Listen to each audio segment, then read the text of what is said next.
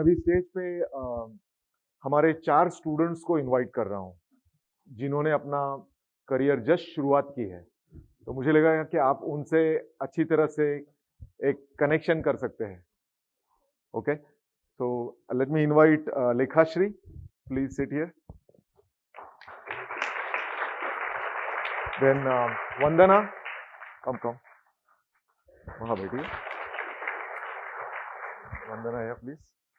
Then Poonam and Gautami, not in any order. मैंने सोचा मुझे ये बहुत हेल्प कर रहे आगे 2 दिन, सोचा उनसे ही हम कुछ बातचीत ना करें आज, राइट? तो कुछ इंटरेस्टिंग हो सकता है, देखते हैं। लेखाश्री से शुरुआत करते हैं और then we will go around and I will ask the same questions, so you can talk about जो भी आपको कंफर्टेबल लगे। लेखाश्री, बताइए आपके बचपन के बारे में कुछ यादें, और आपका जो पाठशाला में और वहां से आप कहाँ गए। मैं कुछ बताने वाला नहीं हूँ, आपको ही बताना है। In my 6th standard, I was in a normal primary school.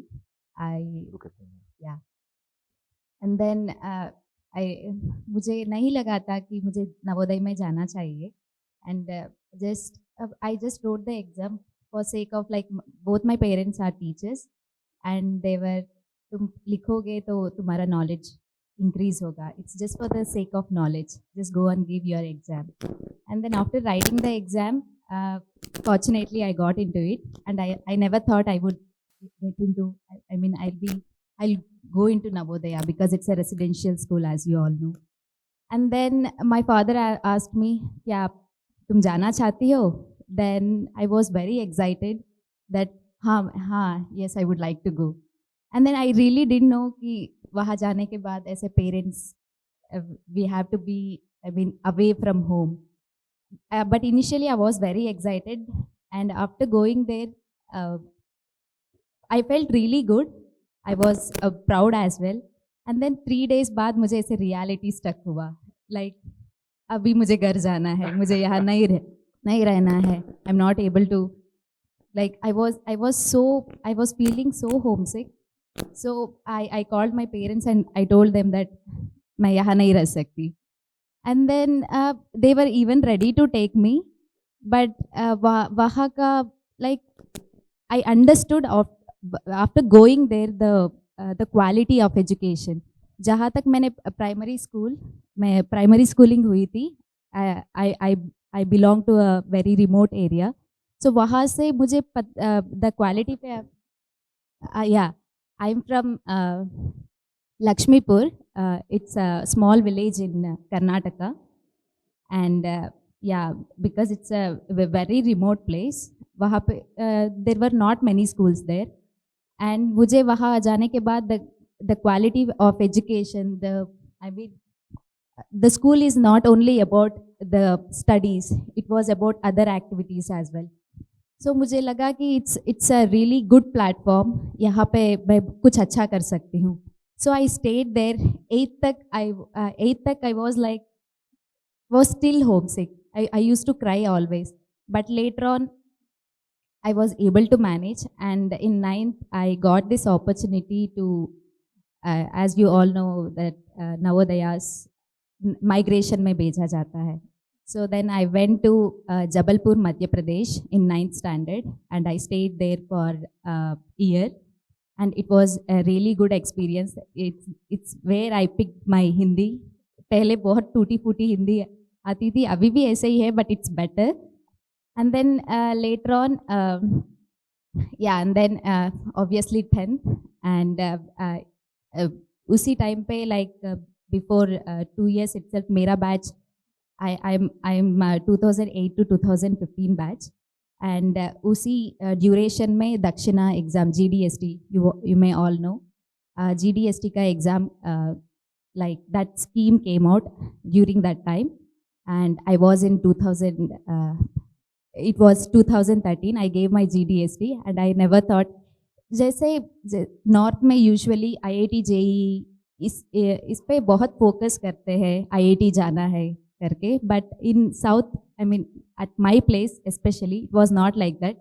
Like we were never focused towards IIT JEE और इंजीनियरिंग ऐसे, या मेडिकल के लिए क्रेज है, but it was never for IIT JEE. And I was the first student to get, I got selected into Dakshina. And I initially, till 10th I thought because I had orientation towards biology, I thought I should get into medical sciences, biological sciences ऐसे. But जैसे IIT JEE दक्षिणा का हुआ, so it's completely engineering के side they will orient us. And like I was really confused, I should take this opportunity or not. And I told my parents as well as my teachers that मुझे medical करना है, मुझे doctor बनना है. So I think I should stay in my current Navodaya itself than going into Dakshina, because it's all about engineering and stuff.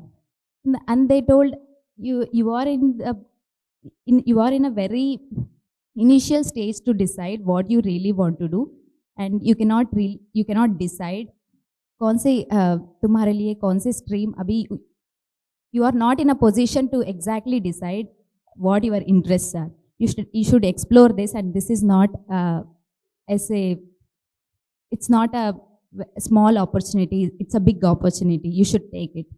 And then I got into, I got into Dakshina. We were a batch of 50 who were placed in JNV Bangalore Urban. And there the life became really tough, because the next 50 they took 300 children from 6,000 children from all over Navodaya, and the second 50 were placed in JNV Bangalore Urban.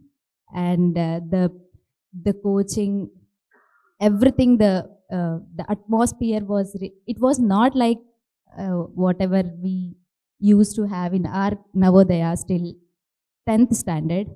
Just like it became like some coaching institute, just like Kota, Chaitanya and Narayana.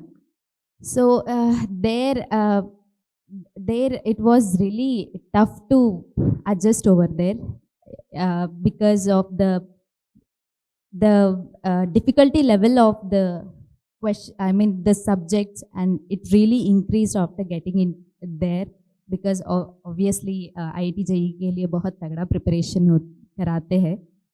And till 10th I was I was a really good student. Like I used to score good marks. I mean, like बहुत अच्छा करना है पढ़ाई में. That was the all I could think about. But 11th or 12th में there the reality was something else. वहाँ पे सब बच्चे बहुत अच्छा पढ़ाई करते थे, and there the inferiority complex took over. And मैं नहीं कर पाऊँगी. Maybe this is not what I'm supposed to do. All the thoughts, I mean negative thoughts. Yeah, negative thoughts they creeped over. And I worked really hard. Like the only thing I used to think was बाद में regret नहीं होना चाहिए, पर जितना हो सका I will give my best. अगर नहीं हुआ तो ठीक है, होगा तो अच्छा ही है. So I tried really hard for that, and I should admit there was a time where I completely gave up. अब नहीं होगा, जो होगा देखा जाएगा. The whole point of the coaching institute was to make us to get into IITs, but I was only able to clear JEE mains, and I couldn't clear JEE advanced because I couldn't clear the maths cutoff at that time. Then I was thinking maybe my interest is inclined towards biology. I should look into something where I can fit biology into my career. So I was looking for the different branches in engineering itself. Then I got to know about biotechnology, and then I got enrolled into biotechnology in NIT Durgapur. and later on I did bachelor's over there for 4 years. And after getting over there, I got to know that we like if you want to proceed in the biotechnology field itself, you have to go for higher studies. BTech के बाद you don't have much of career options, but after going for higher studies, options like खुल जाएंगे. So at that time, I again gave my GATE, and through GATE I got into IIT Guwahati. वहाँ मेरा like IIT जाने का सपना like almost complete हो गया. And then while doing masters, अभी वहाँ पॉज करें. हाँ, then we'll come back again because IIT तक का जर्नी तो आपने सुन लिया. मे बी वंदना जी आप कुछ शॉर्ट में बताएंगे. आप how was your travel till IIT? मैं अपनी 6th क्लास की जर्नी से स्टार्ट करती हूँ नवोदया से. पहले मतलब मेरे पापा ऐसा चाहते थे कि मेरे घर से कोई नवोदय में जाए, तो वो ट्राई कर रहे थे कि उनके बाद से मतलब मेरे पापा अपने घर में सबसे बड़े हैं, तो उनके भाई बहन पहले जाए. उनका फॉर्म अप्लाई किया बट उसमें से किसी का नहीं क्लियर हो पाया. तो फिर फाइनली मतलब जब मेरा अप्लाई किया तो मेरा क्लियर हुआ, तो मेरे पापा बहुत खुश हुए. फिर मैं नवोदय गई. फिर नवोदय का जर्नी तो बहुत ही अच्छा रहा. वहाँ पे मतलब बहुत सारी चीज़ें एक्सप्लोर करने को मिली. और मैं भी एक बहुत रिमोट विलेज से बिलोंग करती हूँ, बताइए कौन से? JNV Azamgarh in UP. So हमारे यहाँ कोई अच्छा स्कूल नहीं था, जैसा मतलब अगर नवोदय से कंपेयर किया जाए तो that is very good quality education. तो मैं वहाँ गई तो बहुत डिफरेंट चीज़ें मतलब करने को मिलती है नवोदय में, तो बहुत अच्छा लगता है. और सबसे ज़्यादा अच्छा टाइम मेरा नवोदय में होता था जब हम खेलने के लिए जाते थे बास्केटबॉल. तो मैं वहाँ पे बास्केटबॉल खेलती थी. और बेस्ट टाइम जब हम क्लस्टर के लिए जाते हैं या क्लस्टर आता है, रीजनल खेलते हैं, तो that was the best experience in Navodaya. After completing my 12th in Navodaya, then I got admission into Delhi University in BSc Honors Mathematics. So वहाँ पे एक साल जब कंप्लीट हुआ तो मेरे 2 भाई हैं मेरे से छोटे. मेरे जस्ट बाद वाला जो मेरा भाई है उसका नाम सुनील है, उसके बाद सुमित. तो Sunil was also in Navodaya. So हम दोनों का एजुकेशन तो स्कूल एजुकेशन अच्छा हो गया, बट मेरा छोटा भाई है उसका एडमिशन नहीं हो पाया नवोदय में, तो वो वहीं पे ही पढ़ता था. तो फिर जब मैं BSc फर्स्ट ईयर में गई, उसको भेजा तो था दूर के लिए, मतलब हमारा जो सिटी है वहाँ पे, बट उसका बहुत टाइम जाता था क्योंकि हमारा घर सिटी से 40 किलोमीटर दूर है. तो उसको अप डाउन करने में बहुत टाइम लगता था, तो उसको 4-5 घंटे उसके ट्रेवलिंग में चले जाते थे. तो फिर एक साल तो वहाँ पे उसने पढ़ाई किया, बट बहुत हेक्टिक था. तो फिर वो गांव के पास वाले स्कूल में ही पढ़ाई करने लग गया. तो फिर जब मैं DU आई दिल्ली में, तो मैंने सोचा कि मतलब हम दोनों ने तो अच्छी पढ़ाई कर ली स्कूलिंग, मेरा छोटा भाई है जो मतलब नहीं कर पा रहा है क्योंकि इन सब चीज़ों की वजह से. तो मैंने सोचा मैं इसको अपने पास पे बुलाती हूँ. फिर मैंने घर पे बात करी, मैंने पापा से बोला कि मैं इसको अपने साथ रख सकती हूँ, तो यहाँ पे इसकी भी स्कूलिंग अच्छी हो जाएगी. फिर वो जब मैं सेकेंड ईयर में गई तो वो 9th में गया. फिर वो हम दोनों साथ में रहे वहाँ पे दिल्ली में फ्लैट लेके. तो वो वहाँ पे पढ़ाई करता था. तो उसकी जब वहाँ PTM होती थी तो उसमें मैं जाती थी. तो वहाँ पे फिर जब मैं जाती थी तो मतलब जस्ट वो कंपेरिजन वाला थॉट थोड़ा तो आ ही जाता है कि हमने जो नवोदय में पढ़ाई करी और हम यहाँ देख रहे हैं कि इसकी इतनी फीस हम दे रहे हैं, फिर भी वो वाली एजुकेशन, वो क्वालिटी एजुकेशन इसको नहीं मिल रही है जो हमें नवोदय में मिली, जबकि ये दिल्ली का स्कूल है इस टाइम. तो जो भी बच्चे नवोदय में हैं वो आप बहुत रियली बहुत लकी हो कि आपको इतना कुछ गवर्नमेंट की तरफ से स्पॉन्सर फ्री में मिल रहा है. तो you should look into that opportunity, जो भी आपको मिल रही है उसको उपयोग करो अच्छे से. उसके बाद फिर मेरा भाई तो 10th ही पास किया था और मेरा ग्रेजुएशन कंप्लीट हो गया. तो फिर भी वो छोटा था, तो मैं सोच रही थी कि इसको कहीं मतलब किसी PG में रख दिया जाए इधर, ताकि मैं कहीं भी जाके पढ़ सकूं.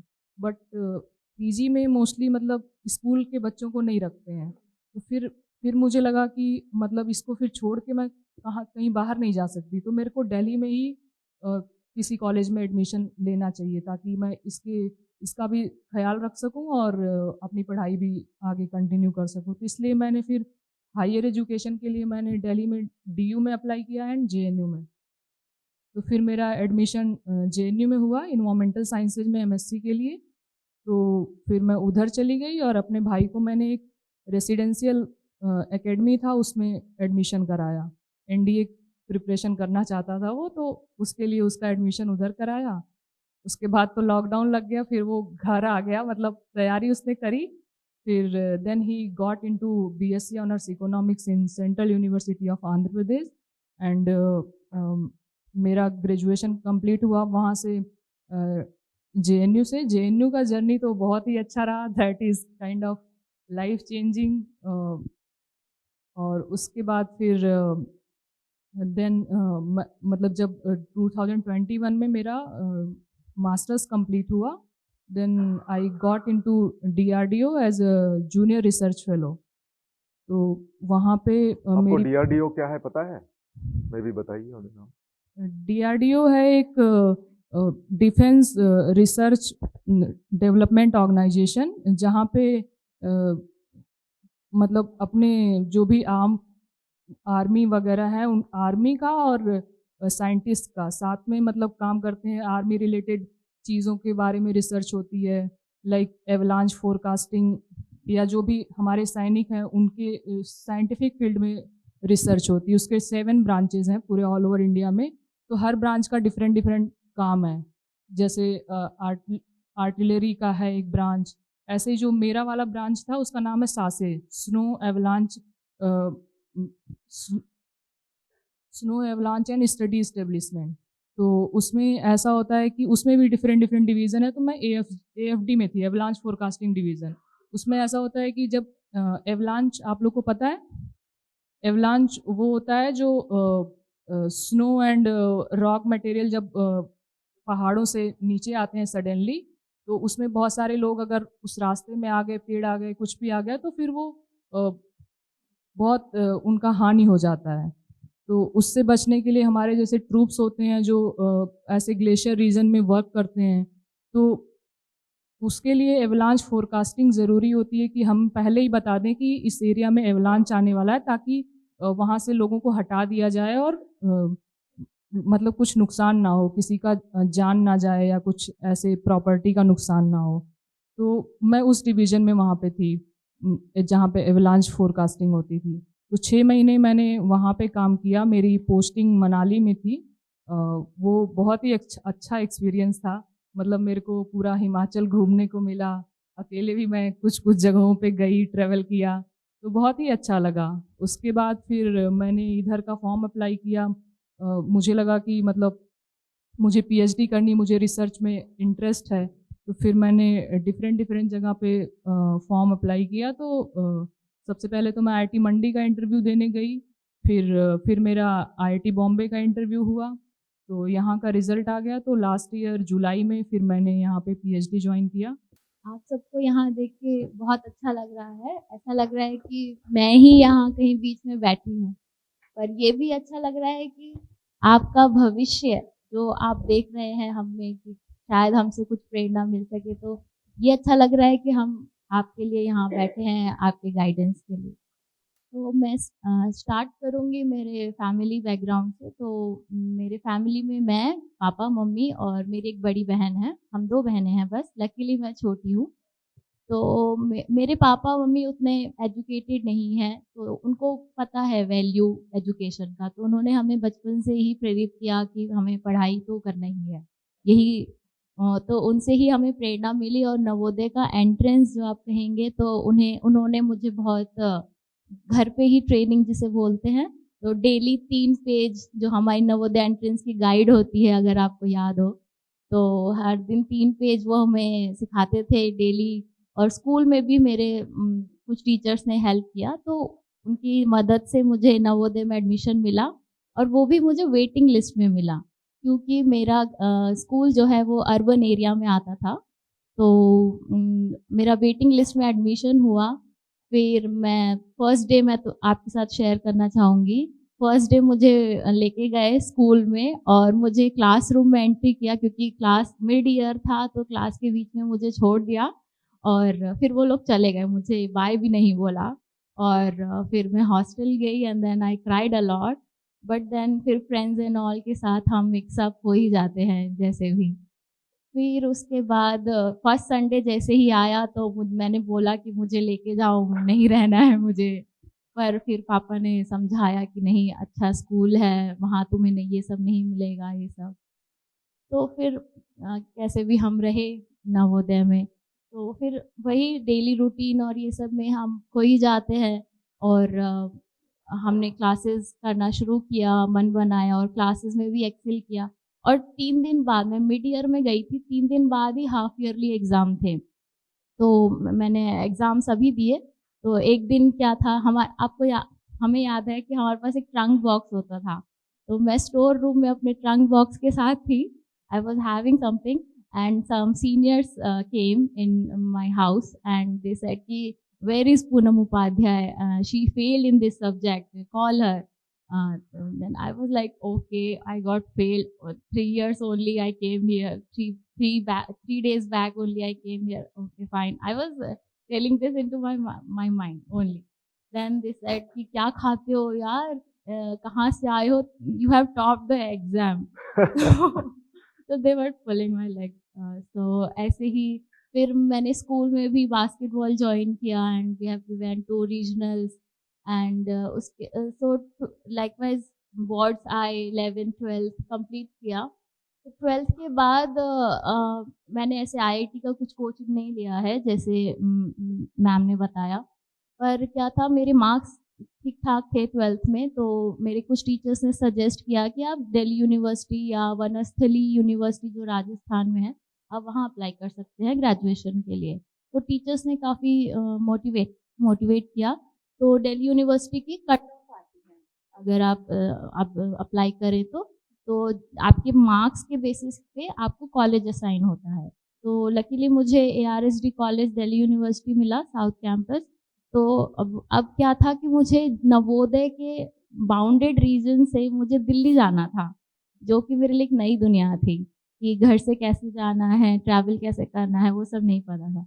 तो फिर पापा ने मेरा साथ दिया, मुझे लेके गए एडमिशन के लिए और ओरिएंटेशन डे के लिए भी गए। तो उन्होंने सब लैंडमार्क्स बताए, ओके यहाँ से लेफ्ट टर्न, यहाँ से राइट टर्न। तो likewise I got to know कि कैसे जाना है, कौन सी बस लेनी है, कौन सी ट्रेन लेनी है। तो वी हैड फिगर आउट कि कैसे जाना है। फिर दिल्ली यूनिवर्सिटी की लाइफ शुरू हो गई, क्लासेस लेते थे, फिर हम लोग लोकल ट्रेन से जाते थे, वापस भी वैसे ही। उस टाइम मेट्रो नहीं होती थी हमारे वहाँ पे। तो फिर ग्रेजुएशन कंप्लीट किया। फिर फैमिली एक्सपेक्ट कर रहे थे कि मैं ग्रेजुएशन के बाद जॉब करूँ, क्योंकि फाइनेंशियल हालत उतना ठीक नहीं था। तो मैंने ग्रेजुएशन के बाद 1 साल टीचिंग किया। फिर उसके बाद मुझे लगा कि मुझे मेरा हायर स्टडी करना चाहिए, तो मैंने फिर से मास्टर्स के एंट्रेंस अप्लाई करना शुरू किया। फिर मुझे मूर्थल यूनिवर्सिटी सोनीपत में एडमिशन मिला। फिर वहाँ से मेरा ऑर्गेनिक तो मैंने भूल गई, दिल्ली यूनिवर्सिटी में BSc ऑनर्स किया। फिर मास्टर्स भी मैंने केमिस्ट्री में ही किया। फिर मास्टर्स के बाद again I had the pressure कि मुझे जॉब करना है। तो मैंने फार्मा इंडस्ट्री में, फरीदाबाद में ही फार्मा इंडस्ट्री है, वहाँ मैंने इंटर्नशिप किया। तो वहाँ मुझे काफ़ी इंस्ट्रूमेंट्स हैंडलिंग ये सब मैंने सीखा। और वहाँ पे जो मुझे प्लेसमेंट दे रहे थे, which was like it was not very good as compare to market. So I was looking for better opportunities. तो दिल्ली में ही एक कोचिंग है जहाँ फैकल्टी डेवलपमेंट ट्रेनिंग प्रोग्राम ऐसा कुछ वो लोग शुरू कर रहे थे। तो वहाँ मैंने अप्लाई किया एंड MSc से जस्ट पास आउट थे, तो we were very good in terms of subjective writing papers. So I got into that. So out of 80 or 90 students, we were 11 students who got selected over in this program. तो उन्होंने हमें board work सिखाया, कैसे पढ़ाते हैं, कैसे बच्चों के साथ इंटरेक्ट करते हैं, और सब्जेक्ट नॉलेज काफ़ी इंक्रीज़ हुआ। फिर उसके बाद मैंने गुड़गांव, फरीदाबाद इन सब इंस्टीट्यूट में पढ़ाया। तो मैंने मास्टर्स के बाद कम से कम 2.5 साल मैंने टीचिंग में ही अपना टाइम व्यतीत किया। तो उसके बाद क्या हुआ कि मुझे लगा कि मेरे पढ़ाए हुए स्टूडेंट्स आईआईटी जा रहे हैं, पर मैं क्यों नहीं जा रही? ये क्वेश्चन था और मुझे था कि मुझे इसके बाद भी और पढ़ाई करना है, यहीं तक रुकना नहीं है। तो फिर मैंने जॉब के साथ-साथ ही नेट सीएसआर नेट एग्ज़ाम जो होता है उसका तैयारी किया। तो luckily I got into that, I got good score and फिर मैंने इंटरव्यूज़ देना चालू किया आईआईटीज़ के। तो मैंने आईटी मद्रास, हैदराबाद, बॉम्बे, दिल्ली सब जगह इंटरव्यू दिया एंड मेरा 3 जगह सिलेक्ट हुआ and that's how I am here. Maybe I was not lucky enough to get to be a part of this beautiful environment of Navodaya. I did my schooling in state board in our place only. So my father was a civil engineer, so he used to have a lot of transfers. So I used to change from school to school every 3 years or so. So like after, so in our state there used to be boards for 7th and 10th. So until 7th, I was in a school for the boards. After that, in the place where we were, there was not much good schools for 8th to 10th. So like my father told, why don't you go to Kurnool, which was a like nearby district headquarters, where my grandparents used to be there. You go and study there, and like we'll come and join you within some time because like I'll get transferred there. So I thought, okay, only 2 or 3 months I have to stay at grandparents' house. So I went there and I started my new school there. With, great, like I made my new friends there. Then after 2-3 months, my father still used to like keep telling me I will come soon. Like still the orders did not come, will still come. So after 3-4 months, like it became too much hectic. I was a bit depressed and all. Then after that, I found a way to like call my parents every day. I used to collect all the pocket money. Then I used to call them every day through coin. At that time, we used to have the coin wala telephone booth. So I used to get the coins and like I used to call my home. So that way, that 1 year passed. Then from 9, my parents came back. Then I was okay. Then 9th and 10th passed. In 10th, so basically in the state board, like they'll give state ranks. So in that, like I got 10th, state 10th. So I was able to meet my like, chief minister of the state and all. So as I was in the top 10 rank, so in Andhra Pradesh, it is like the boom of IIT, JEE institutions, like the coaching centers are too much. So there are like two major institutions in Chaitanya and Narayana. Maybe you would have heard. So this like Chaitanya, they approached my school and so basically if they take like students, they'll also get ranked. So that way they came to my parents to get them like to make me join there. So that way I went to Hyderabad for to study my +1 and +2 in Chaitanya. So that was my like first parting completely from my home and from my like people whom I know. So that was a very big hit. I know like you are already in the uh, like, uh, accommodation, like hostel accommodation and all, but it was like at 11th, it was very difficult to adjust. Then like when my parents came to see me, like I literally cried and I told like I'll not stay here, like I'll do my +1 +2 there in Inter. So then like my father told one thing, see, you if you want you can come. There are two options. If you want to do better and if you want to excel, then maybe this is a good option. In our place, we will get a education. It's like it will not be so good that like you will excel in your life. So I thought, okay, fine, like let me find some way to stay there. I told, okay, I'll stay, let me see. Then I continued my +1 there. So at that time, like in the hostel, parents used to come of other students.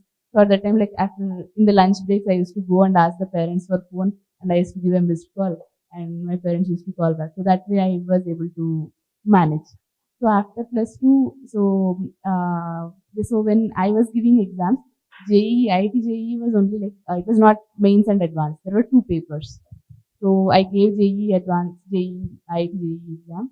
And along with that, so basically there were so many entrance examinations. So for that, actually I'm grateful that my college kept all the records, like what all possible exams people can appear and what all possible destinations they have.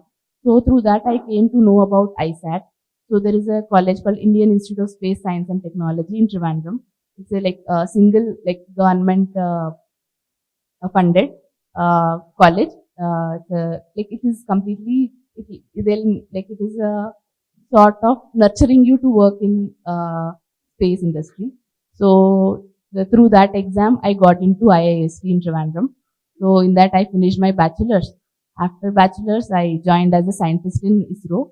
So I worked there for, I'm still working there. So after 5 years of my job, I have taken a break. I wanted to do my master's. So I gave GATE and I have come here as a master's student. Can you tell them about ISRO? What is ISRO? So ISRO, anybody knows the full form of ISRO? Yeah. So basically, so we make rockets and satellites. So what do these satellites do? Anybody knows? So it helps for in communication, like when we like basically even that would be like if we are doing live, it would have been uplink then given to the TVs. So basically communication, then disaster management, finding like if any thing like what is it, tsunami types or earthquakes are there. So based on the imagery, we'll be finding. So all this for all these satellites are required. So we launch these satellites. So and also imaging to have like GPS.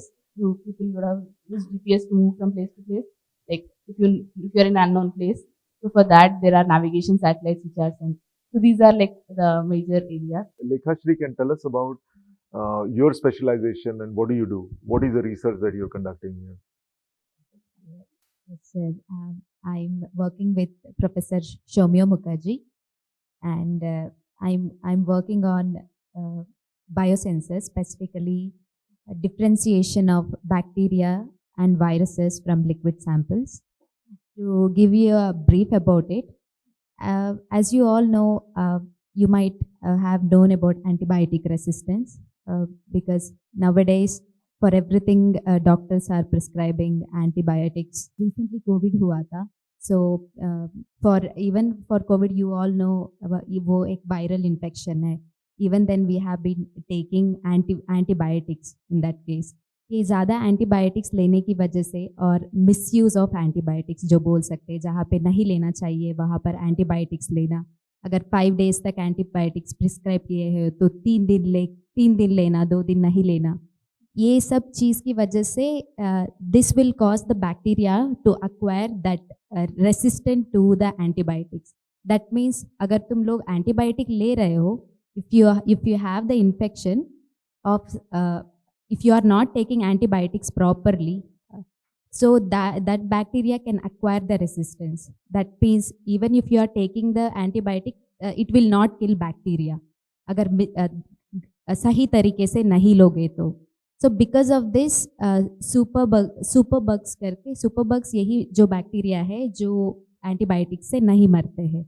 So those bacteria can acquire this resistance and they cannot be killed. And they will be moved back to the era before penicillin, जहाँ पे छोटे छोटे infections की वजह से death हो जाती थी. So the main agenda of our project is to differentiate between these viral and bacterial infections. जैसे अभी आपको पता है कोई infection होता है तो बहुत सारे diagnostic assays होते हैं जो 5 days 7 days लगते हैं डिटेक्ट करने के लिए ये कौन सा infection है. So we are trying to make a sensor which can differentiate between this bacterial and viral infections. So if we give that sensor to a doctor, it can be a sample can be anything. Basically, we are focused on to liquid samples. We'll be starting with the contaminated water and then we'll move towards sputum. It can be blood samples, etc. So अभी हमारे पास अगर एक sensor होगा जो detect कर सकता है कि दिस इन्फेक्शन और this particular sample is contaminated with bacteria और वायरस, अगर पता चल जाएगा हमें कि this is a bacterial infection, then he can a doctor can prescribe antibiotics if the sensor tells us this infection is a viral infection, then he can prescribe antivirals. So ऐसे we can this is to we can हम लोग रोक सकते हैं misuse of antibiotics को. That's the basic agenda of my project. So I'm in my first year PhD. वंदना जी, आप बताइए, आपके रिसर्च के बारे में आप क्या कर रही हैं? मेरा टॉपिक है climate change impact on glaciers. तो आप सबने क्लाइमेट चेंज के बारे में तो सुना ही होगा, आजकल बहुत ही फेमस टॉपिक है ये। तो क्लाइमेट चेंज क्या होता है, कोई बताएगा? कुछ भी, किसी के दिमाग में कुछ भी हो, किसे क्लाइमेट चेंज कहते हैं? ग्लोबल वार्मिंग हम उसका एग्जांपल लिख सकते हैं। हम पोल्यूशन करते हैं, जैसे एयर पोल्यूशन होता है जिसकी वजह से अब ग्लोबल वार्मिंग बढ़ रहा है, टेम्परेचर बढ़ रहा है जिसकी वजह से ग्लेशियर्स भी मेल्ट हो रहे हैं। इसको हम क्लाइमेट चेंज देख सकते Very good. So climate change is like a long-term variation in climate variables, like climate variable like temperature, precipitation, wind. इनके पैटर्न में जब लॉन्ग टर्म चेंज होता है, अराउंड हम उसको 30 ईयर का कंसीडर करते हैं कि 30 ईयर में अगर ज़्यादा चेंजेस होते हैं तो that is known as climate change. So उसका क्या इम्पैक्ट हो रहा है ग्लेशियर्स पे, जैसा कि इन्होंने एग्जांपल दिया, बहुत ही अच्छा था वो, कि ग्लोबल वार्मिंग हो रहा है, increase in CO2 level and sea level rise हो रहा है। ग्लेशियर का मेन यही है कि अगर हमारे पूरे वर्ल्ड में 2 आइस शीट्स हैं अर्थ पे, एक अंटार्कटिका और एक ग्रीनलैंड, तो अगर वो कम्प्लीटली मेल्ट हो जाएंगे तो 60 मीटर का सी लेवल राइज हो सकता है, और जिसमें हमारे वर्ल्ड में 40% पॉपुलेशन है जो कोस्टल एरियाज़ में रहती है, तो उनको बहुत लॉस होगा, वो सिंक हो सकते हैं। और अभी आजकल न्यूज़ में चल रहा है कि इंडोनेशिया की जो कैपिटल है जकार्ता, वो अपना कैपिटल शिफ्ट कर रहे हैं क्योंकि सी लेवल राइज हो रहा है, तो उसको सिंक होने का खतरा मंडरा रहा है। तो हम बेसिकली हम काम करते हैं रिमोट सेंसिंग का यूज करके, कि क्योंकि ग्लेशियर्स ऐसे जगह पे होते हैं, माउंटेन्स पे, तो वहाँ जाना मतलब पॉसिबल तो है बट बहुत डिफ़िकल्ट है वो स्टडी करना, जाके इन सिटू स्टडी करना। तो इसलिए हम रिमोट सेंसिंग डेटा का यूज करते हैं। जैसा कि इन्होंने बताया, इसरो जो सैटेलाइट और वो कम्युनिकेशन के लिए यूज होता है, तो वो सैटेलाइट का डेटा हम यूज करके हम अपना स्टडी करते हैं। वो डेटा लेते हैं, जैसे 2 टाइम पीरियड का हमने डेटा लिया, एक मान लो 2000 का लिया इमेज लिया और एक 2010 का लिया, तो उसमें हम डिफरेंसेस देखेंगे, तो उससे हमें पता चलेगा कि किस स्पीड से चेंजेज हो रहे हैं। उन इमेज का स्टडी करते हैं हम, इमेज से बता सकते हैं कि पहले मान लो ग्लेशियर का एरिया ये था और 2000 में ये था, 2010 में ये हुआ, तो कितना चेंजेज हुआ। उसको अगर हम 10 से डिवाइड कर दिया तो हमें पता चल जाएगा कि पर ईयर कितना चेंजेज हो रहा है। तो हमारी स्टडी इस तरीके से होती है, तो उससे पता चलता है कि क्लाइमेट चेंज किस रेट से चेंज हो रहा है और उसको कैसे हमें मिटिगेट करना चाहिए, वो वार्निंग हम दे सकते हैं, उसके तरीके बता सकते हैं। तो ऐसा ही है। आप बताइए पूनम जी। तो यहाँ IIT में मैं केमिस्ट्री डिपार्टमेंट में काम कर रही हूँ, under professor Pradeep Kumar PI। तो हमारा लैब काम करता है DNA और RNA पे। जैसे आपने पढ़ा होगा, हमारे बॉडी में सेल होते हैं, सेल पता है, DNA पता है? हाँ, तो DNA क्या होता है, हमारे जो भी DNA इज लाइक सीक्वेंस, जैसे ATGC सीक्वेंस से बना होता है। ATGC किस को पता है? नहीं, तो मैं बताती हूँ। ATGC adenosine, guanosine, thymine, cytosine. तो ATGC के सीक्वेंस से DNA बना होता है।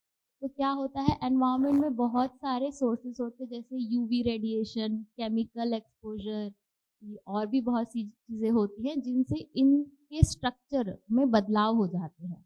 तो जैसे अगर हम बात करें, कुछ लोग को गंदी आदत होती है अल्कोहल कंजप्शन या स्मोकिंग की, उनसे हमारे DNA में स्ट्रक्चर्स में बदलाव हो जाते हैं। तो जिनसे क्या होता है, उनमें म्यूटेशन कह सकते हैं हम। म्यूटेशन मतलब उनमें स्ट्रक्चर में बदलाव हो गया है, तो उनके उसके प्रभाव से हमारे बॉडी में कैंसर के चांसेस होते हैं।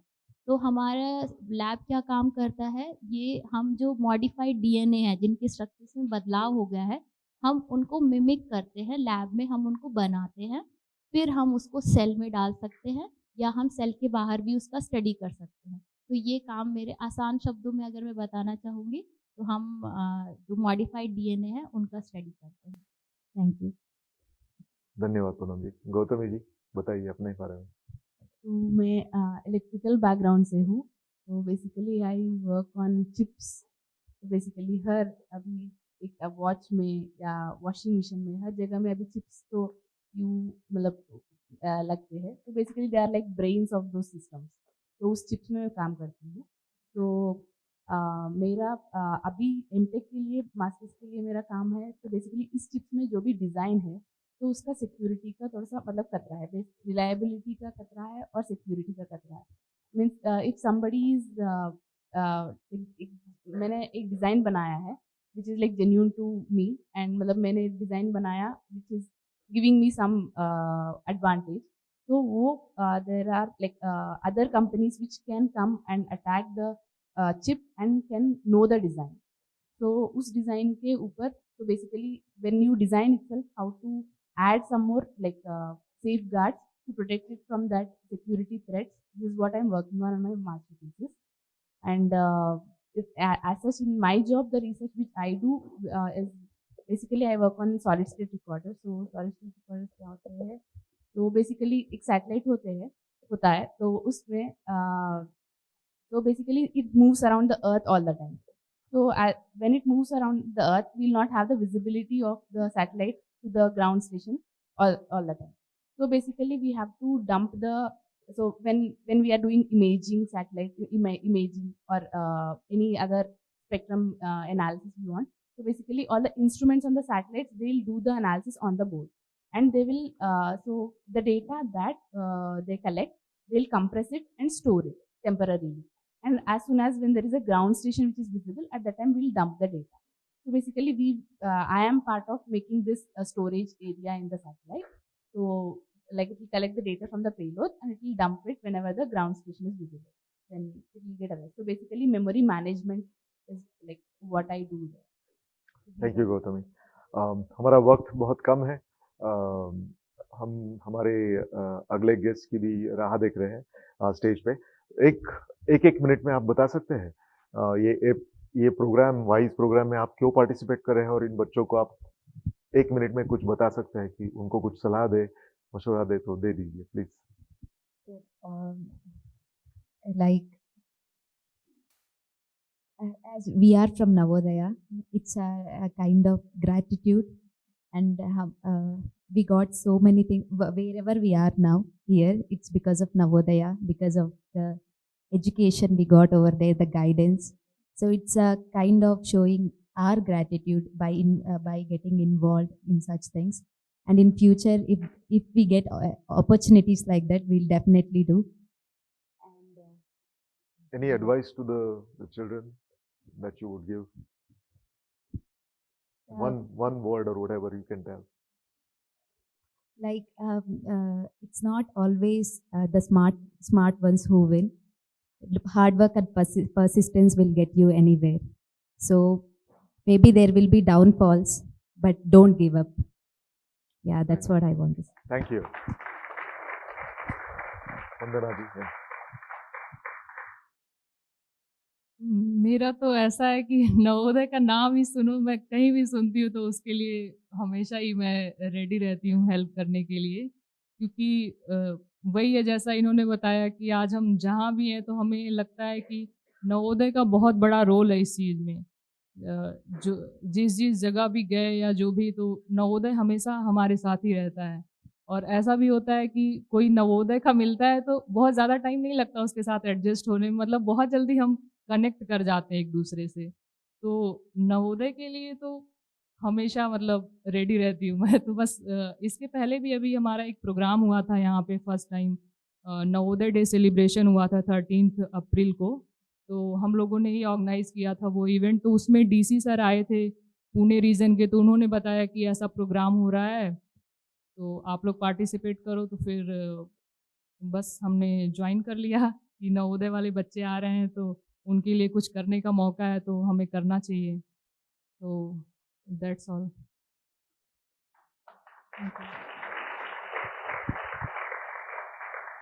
तो नवोदय हमारा परिवार है, जैसे सबने कहा, तो परिवार के लिए तो सब कुछ सब करते हैं। जैसे ही मुझे अपॉर्चुनिटी मिली तो आई सेड यस, ठीक है करते हैं। तो अगर आप पीस ऑफ एडवाइस की अगर बात करेंगे तो मैं कहूँगी, अगर आप स्टडी में आप अपने आप को थोड़ा कम महसूस करते हैं तो आप अपनी स्टडी स्ट्रैटेजी बनाइए। स्कूल डेज में ये बहुत काम आएगा। आप एक स्टडी बडी जिसे कहते हैं, आप एक फ्रेंड आप अपने ले सकते हैं कि आप उनके साथ पढ़ाई करेंगे और आप प्लान कीजिए कि हम आधा घंटा या 1 घंटा पढ़ाई करेंगे, फिर 5 मिनट ब्रेक लेंगे। फिर 5 मिनट ब्रेक में आप बिल्कुल मत सोचिए कि मुझे इतना करना है, ये करना है। Spend your time, break time as per you, and after that if you are studying make that count. तो आप ये स्टडी स्ट्रैटेजी फॉलो कर सकते हैं। और इसके अलावा और कुछ हेल्प चाहिए तो we are always here. Thank you.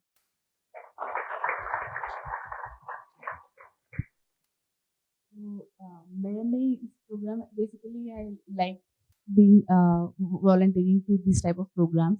So when I was in office also, like there was a program for the kids where we made like rockets from bottles and all. So I volunteered to that. So I was like, I like working and like I like helping with this type of activities. So that is the main reason I have opted to join this. And yeah, as a piece of advice, basically keep yourself motivated, and like when like have a goal and work towards it. And if you are not able to reach it, it's okay. Like don't get disheartened. When a door closes, there is a famous saying: when the door closes, there is another door which opens. So don't dishearten yourself. There are always ways, and keep yourself informed of all the ways, because now in this era, you have internet, you have access to everything, so you know what is going on in the world. So keep yourself informed so that like you will take a good decision and go ahead. Thank you. Thank you. Thanks to all of you.